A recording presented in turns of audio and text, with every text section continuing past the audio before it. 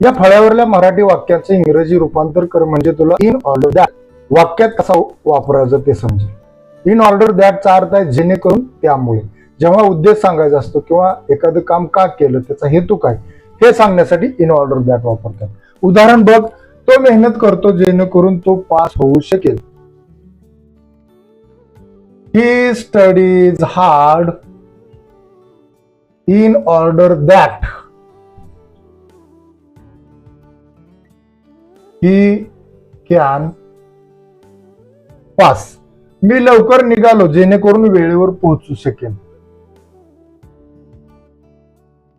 I left early in order that I could reach on time. आता इन order that वापर आणि smart English बोल. Speak like a pro.